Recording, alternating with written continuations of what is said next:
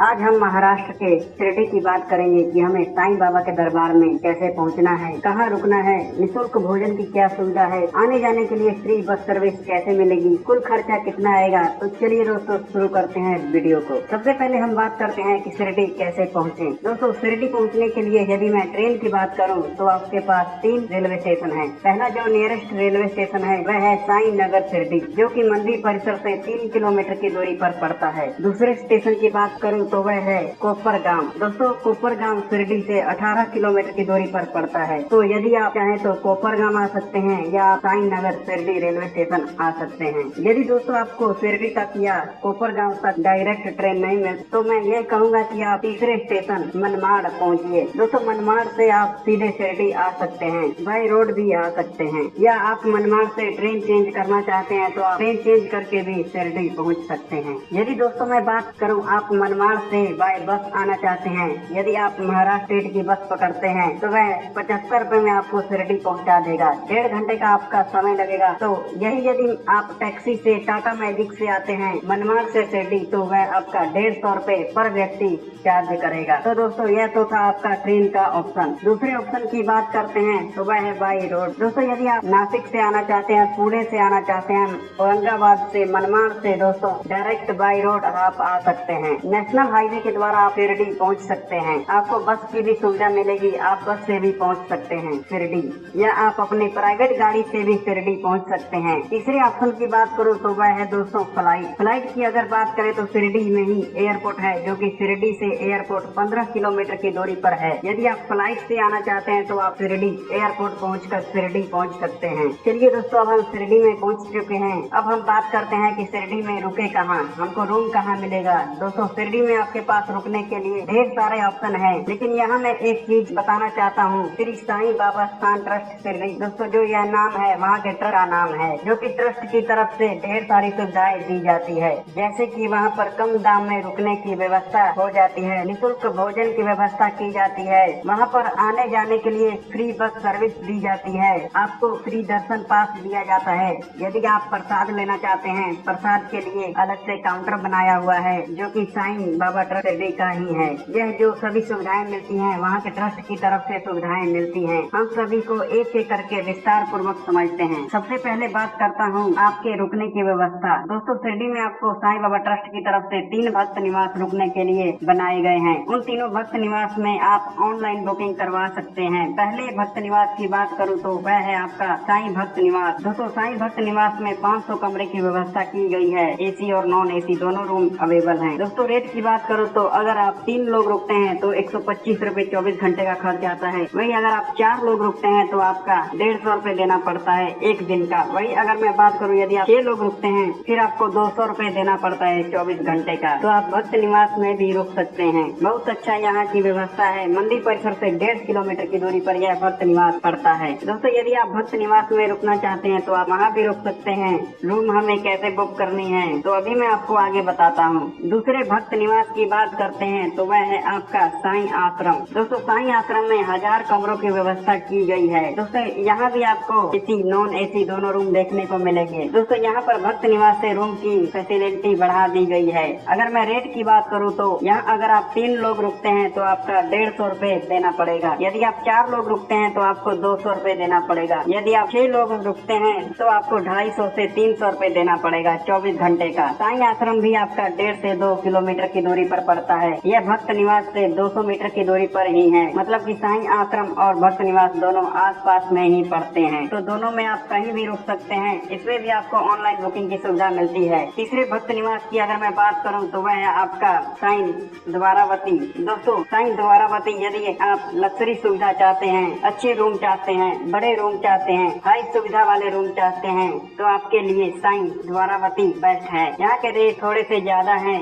जिसकी दूरी मंदिर परिसर से 3 किलोमीटर की पड़ती है। यदि आप द्वारावती में जाना चाहते हैं तो आप वहाँ भी जा सकते हैं। यहाँ भी ऑनलाइन रूम की बुकिंग की सुविधा मिल जाती है। दोस्तों अब हम बात करते हैं इन सभी रूम की बुकिंग ऑनलाइन कैसे होगी। तो दोस्तों आपके स्क्रीन पर वेबसाइट दिख रही होगी। आप इस वेबसाइट पर विजिट करके तीनों निवास में से अपने बजट के अनुसार कहीं भी ऑनलाइन रूम बुकिंग कर सकते हैं और एक आदमी को 2 दिन से ज्यादा रुकने की परमिशन नहीं है। चलिए दोस्तों अब हम बात करते हैं चाहे हम साईं आश्रम में रुके रुके, चाहे हम भक्त निवास में रुके या साईं द्वारवती में रुके, यहाँ से हम मंदिर तक कैसे पहुँचेंगे और साईं बाबा के दर्शन कैसे करेंगे। तो दोस्तों आपको साईं बाबा ट्रस्ट की तरफ से फ्री बस सर्विस दी जाती है। तो आप चाहे साईं आश्रम में रुके हैं या भक्त निवास में रुके हैं, आपको फ्री बस सर्विस मिलती है साईं मंदिर छोड़ने तक की। तो आप संस्था की बस पकड़कर साईं मंदिर तक आ सकते हैं। लेकिन यदि आप साईं द्वारावती में रुकते हैं तो आपको फ्री बस सर्विस नहीं मिलेगी, क्योंकि वहाँ पर संस्था की बस को नहीं भेजा जाता है। तो वहाँ से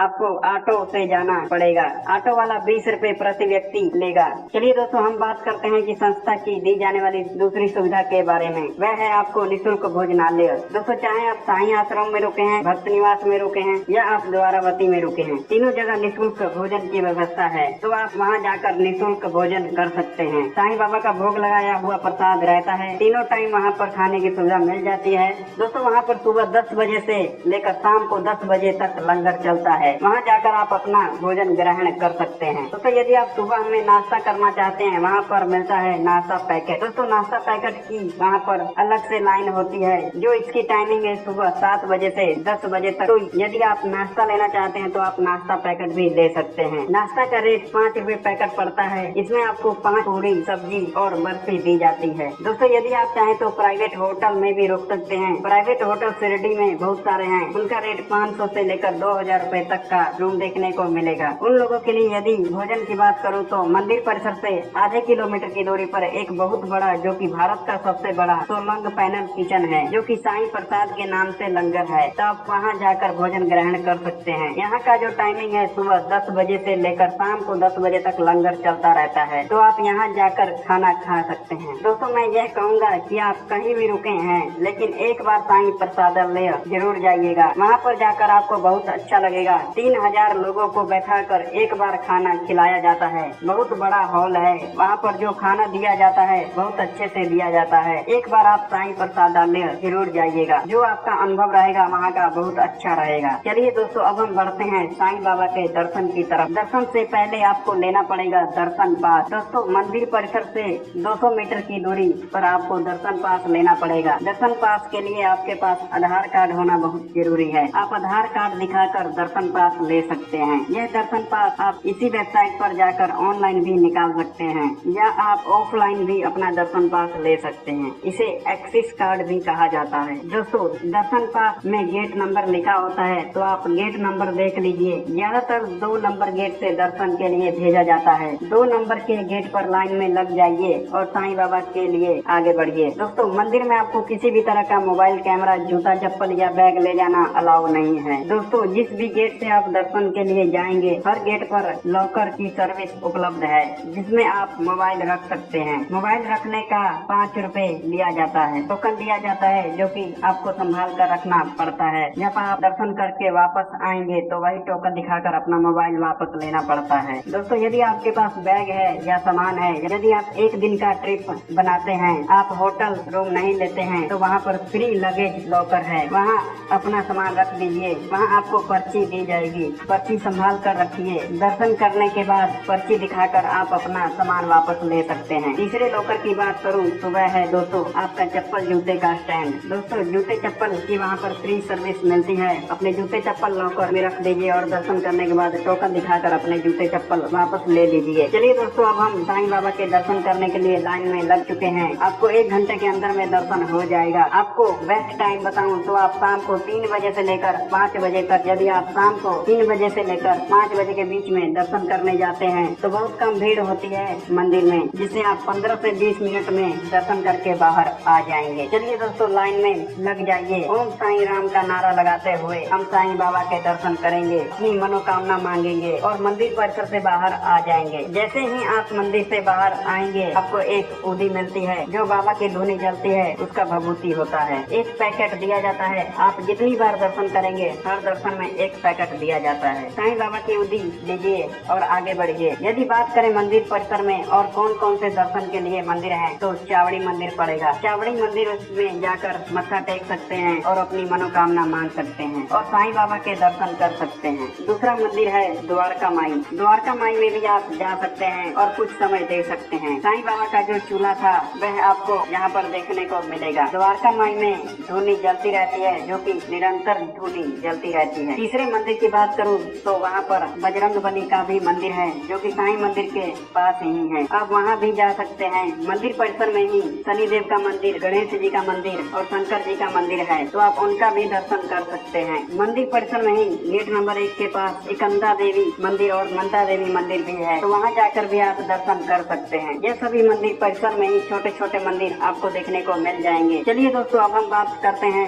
दर्शन हमारा हो चुका है। दर्शन के बाद हमको प्रसाद की जरूरत पड़ेगी। दोस्तों, वहाँ पर आपको साईं बाबा ट्रस्ट की तरफ से शॉप मिल जाएगी, जो भी आपका प्रसाद चाहिए वह प्रसाद ले सकते हैं। चलिए दोस्तों, हम बात करते हैं कि हमें शिरडी कब आना चाहिए। दोस्तों, शिरडी में केवल 3 पर्वों पर बहुत ज्यादा भीड़ होती है। पहला है रामनवमी, दूसरा है गुरु पूर्णिमा, तीसरा है दशहरा। दोस्तों, 3 पर्वों में आपको शिरडी में बहुत ही ज्यादा भीड़ देखने को मिलेगी। बाकी आप कभी भी जाइए, 1 घंटे में आपका दर्शन हो जाएगा। दोस्तों, यदि बात करें शिरडी में हमें कितने दिन का स्टे बनाना चाहिए, 2 दिन आप शिरडी में स्टे बना लीजिए। 1 दिन आप शिरडी घूमिए पूरा, और दूसरा दिन यदि आप शनि सिंगनापुर जाना चाहते हैं तो आप शनि सिंगनापुर जा सकते हैं। शनि भगवान का जो मेन मंदिर है वह शिरडी से 75 किलोमीटर की दूरी पर पड़ता है, तो दूसरा दिन आप शनि सिंगनापुर जा सकते हैं। दोस्तों, आज की वीडियो में मैं शनि सिंगनापुर को कवर नहीं कर रहा हूँ। शनि सिंगनापुर के लिए मैं अलग से एक वीडियो ला दूंगा। चलिए दोस्तों, अब हम बात करते हैं शिरडी में हमें कुल खर्चा कितना आएगा। दोस्तों, शिरडी में घूमने के लिए